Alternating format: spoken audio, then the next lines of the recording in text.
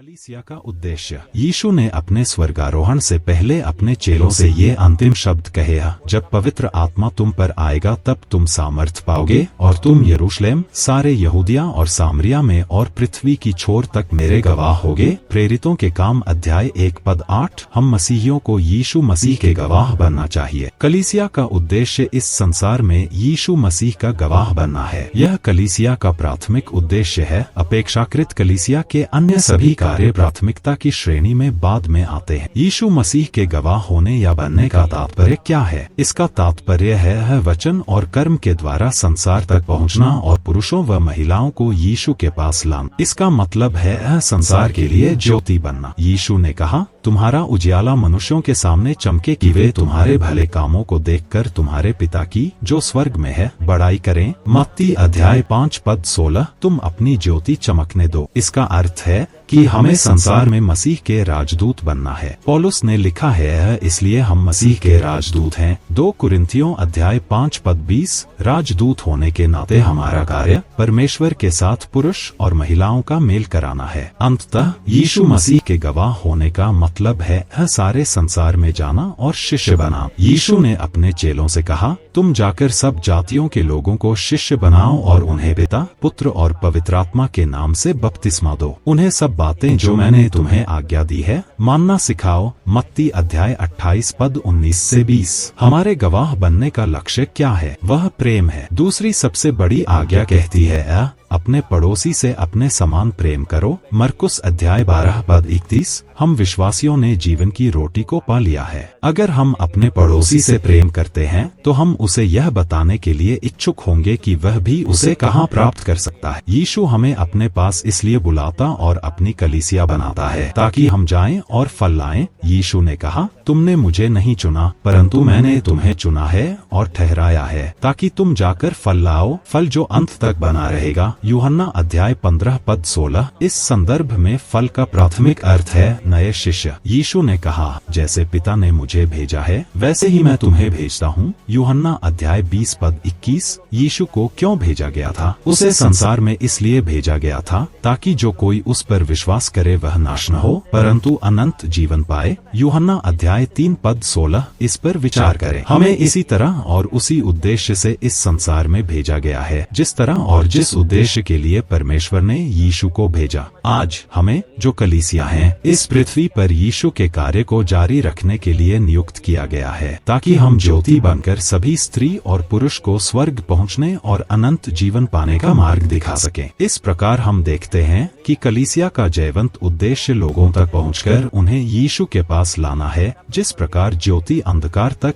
पहुंचकर फैल जाती है। दुर्भाग्यवश कई कलीसियाएं एक बार सुव्यवस्थित रीति से स्थापित होने के बाद अपने आंतरिक मामलों में ही अपने को व्यस्त रखती हैं। वे क्लब अथवा प्राइवेट संस्थाओं के समान हो गई हैं। इन कलीसियाओं के सदस्य सिर्फ इनसे प्राप्त होने वाली आशीषों के बारे में ही सोचते हैं, जबकि वे उन आशीषों के बारे में सोचना बंद कर देते हैं जो उन्हें कलीसिया के द्वारा दूसरे लोगों को देना चाहिए। मसीहियों के लिए कलीसिया का तात्पर्य सिर्फ सुरक्षित स्वर्ग होना ही नहीं है। कलीसिया का तात्पर्य है गवाह तैयार करना और उन्हें बाहर भेजना। ये गवाह राजदूत, फल लाने वाले, शिष्य बनाने वाले और सुसमाचार प्रचार के लिए बाहर जाने वाले मिशनरी हैं। प्रभु यीशु मसीह की कलीसिया गवाही देने वाली कलीसिया, बाहर के लोगों तक सुसमाचार का प्रचार करने वाली कलीसिया है। यूरोप में कलीसिया कैसे आरंभ हुई? इसलिए आरंभ हुई क्योंकि पौलुस नामक व्यक्ति ने मकिदुनिया, ग्रीस के फिलिप्पी नामक स्थान में जाकर एक कलीसिया की स्थापना की। प्रेरितों के काम अध्याय 16:9-15। 40। भारत में कलीसिया का आरंभ कैसे हुआ? यहाँ कलीसिया का आरंभ इसलिए हुआ क्योंकि मसीहियों ने सुसमाचार का प्रचार करने के लिए भारत की यात्रा की। कई लोग कहते हैं कि प्रेरित थोमा भारत में पहला मिशनरी होकर आया। चीन में कलीसिया कैसे आरंभ हुई? कोरिया में, अफ्रीका में। समान कारणः गवाह इन स्थानों में गए और वहां उन्होंने सुसमाचार का प्रचार किया। यह सच है कि कलीसिया के प्रत्येक सदस्य को दूर स्थान में जाकर प्रचार करने के लिए नहीं बुलाया जाता है, लेकिन प्रत्येक मसीही को उसके निवास स्थान और कार्यस्थल में एक गवाह बनने के लिए बुलाया गया है। प्रेरितों के काम अध्याय 1:8। कलीसिया के प्रत्येक सदस्य को यह ध्यान रखने की आवश्यकता है। कलीसिया का मुख्य उद्देश्य न सिर्फ स्थानीय क्षेत्र में वरन पृथ्वी के छोर तक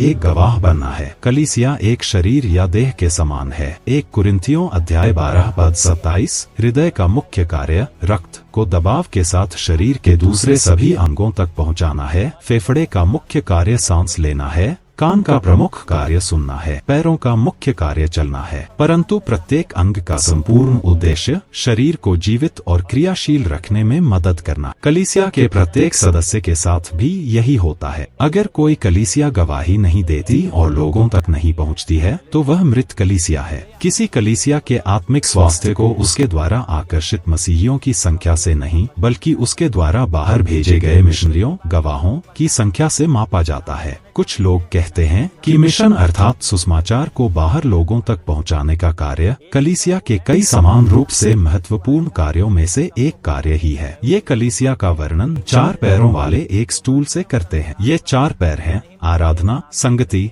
शिक्षा देना और मिशन का कार्य। परंतु यह मसीह के कलीसिया की एक अनुपयुक्त या अनुचित प्रस्तुति है। मिशन का कार्य एक ऐसी ज्योति है जिसे स्टूल के ऊपर बैठना चाहिए। एक स्टूल को केवल 3 पैरों की जरूरत होती है: आराधना, संगति और शिक्षा। आराधना, संगति और शिक्षा अपने आप में अंत नहीं है वरन अंत के साधन है। ये स्टूल को सहारा देने के साधन है। ये कलीसिया के मिशन के कार्य को सहारा देते हैं। अतः हमें फिर कहना चाहिए कि मिशन, गवाही, सुसमाचार प्रचार मसीह की कलीसिया का प्राथमिक उद्देश्य है। दूसरे शब्दों में कहा जा सकता है कि मिशन का कार्य कलीसिया के कई कार्य में से केवल एक नहीं है, परंतु यह कलीसिया का पूर्णतः प्रेमपूर्ण और स्वीकृत कार्यक्रम। इस सच्चाई को ध्यान में रखने पर कलीसिया की सेवकाई और प्रत्येक विश्वासी की सेवकाई के बीच उपयुक्त तालमेल स्थापित होगा। मसीही होने के नाते प्रायः हम कुछ ऐसी समस्याओं के बीच घिर जाते हैं कि हम अपनी दिशा और अपने लक्ष्य के प्रति अपना दृष्टिकोण खो देते हैं। ये समस्याएं सामाजिक न्याय, वातावरण की सुरक्षा, बेहतर स्वास्थ्य, बेहतर शिक्षा और आर्थिक उन्नति आदि हैं। ये सभी बहुत अच्छी और ध्यान देने योग्य महत्वपूर्ण बातें हैं। मसीहियों को इनमें सम्मिलित होना चाहिए, परंतु ये बातें यीशु मसीह और उद्धार की ओर जाने वाले पुरुष और स्त्रियों के लिए प्राथमिक उद्देश्य होने की अपेक्षाकृत कम महत्वपूर्ण है। किसी व्यक्ति को पृथ्वी पर विकसित जीवन के कुछ वर्ष प्रदान करना उसे अनंत जीवन और स्वर्ग की ओर अगुवाई देने की तुलना में एक बहुत छोटा पुरस्कार प्रदान करना है। हमें सब प्रकार की सेवकाई के अंतिम लक्ष्य पर ध्यान देना चाहिए, परमेश्वर के साथ लोगों का मेल मिलाप करके उन्हें उसके राज्य में लाना। देखें न 2 कुरिन्थियों अध्याय 5 पद 18 से 20। यीशु ने अपनी दृष्टि लक्ष्य पर ही लगाई। यद्यपि उसने प्रचार किया, सिखाया, चंगा किया और आश्चर्य कर्म किया, तो भी उसकी इन सभी गतिविधियों का उद्देश्य एक था: परमेश्वर के साथ लोगों का मेल मिलाप करना। उसके द्वारा की गई चंगाई तथा अन्य अद्भुत कार्यों की उन्हें ही समाप्ति नहीं होती थी, परंतु वे इस बात को प्रदर्शित करने वाले चिन्ह थे कि वह परमेश्वर का पुत्र था। इसलिए लोगों को उसका वचन सुनना चाहिए। वह एक आश्चर्य कर्म करने वाले के रूप में परिचित नहीं होना चाहता था। उसने जिन्हें चंगा किया उनमें से प्रायः सभी लोगों को इस विषय में किसी को नहीं बताने का निर्देश दिया। वह नहीं चाहता था कि लोग अपनी आत्मिक जरूरतों के प्रति अपनी आंखें मूंद लें। जब लोगों ने उससे अपने गांव में ही रुककर चंगाई देने के कार्य को जारी रखने की जिद की, तब उसने यह कहकर इनकार कर दिया: मुझे और नगरों में भी परमेश्वर के राज्य का सुसमाचार सुनाना अवश्य है, क्योंकि मैं इसीलिए भेजा गया हूँ। लूका 4 पद 43। यीशु का प्रमुख कार्य सभी स्त्री और पुरुष को परमेश्वर के राज्य में लाना था। यदि यह उसका मुख्य कार्य था तो एक व्यक्ति और एक कलीसिया दोनों के रूप में यह हमारा भी कार्य है। कलीसिया के उद्देश्य या मिशन के विषय में कहने के लिए अंतिम बात यह है,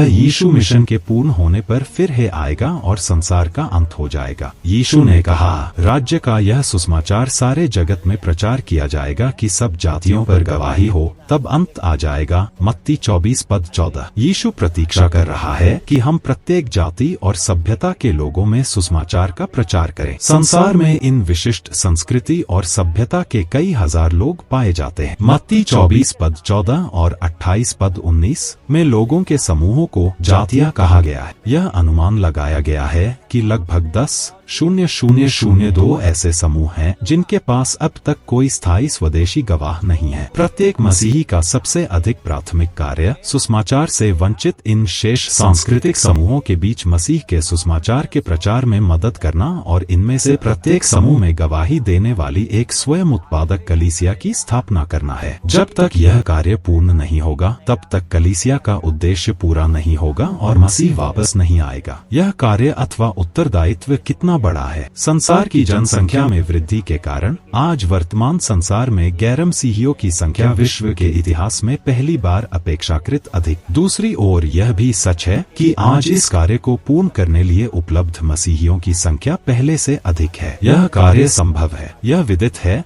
कि 100 एडी में 360 गैर मसीहियों के प्रत्येक समूह के समक्ष गवाही देने के लिए केवल एक मसीही था। सन 1950 में 20 गैर मसीहियों के प्रत्येक समूह के लिए एक मसीही गवाह था। आज 7 गैर मसीहियों के प्रत्येक समूह के लिए एक मसीही गवाह मसीहियों और गैर मसीहियों के बीच यह अनुपात सन 2000 तक 4.1 हो जाएगा। सचमुच यह कार्य संभव है। आज पृथ्वी पर 200 करोड़ लोगों को अब तक अनुकूल और अनुरूप रीति से सुसमाचार सुनने का अवसर प्राप्त नहीं हुआ है। मसीह की कलीसिया का उद्देश्य इन लोगों तक सुसमाचार पहुंचाना है। कुछ मसीही मिशनरियों के प्रेषक कहलाते हैं, अर्थात वे इन मिशनरियों के लिए प्रार्थना, उनकी मदद और उन्हें प्रोत्साहित करते हैं। अन्य लोगों को खुद जाने के लिए कहा गया है। परमेश्वर को भेजन वाले और जाने वाले दोनों तरह के लोगों की जरूरत है। लेकिन चाहे एक मसीही विदेश जाए अथवा घर में रहे, उसे एक गवाह बनना जरूरी है। यीशु ने हमें सेवकाई के लिए जहाँ कहीं बुलाया हो, वह हम में से प्रत्येक व्यक्ति से समान अंश में समर्पण और पवित्रता की अपेक्षा करता है। प्रभु आपको आशीष दे। सभी को जय मसीह की।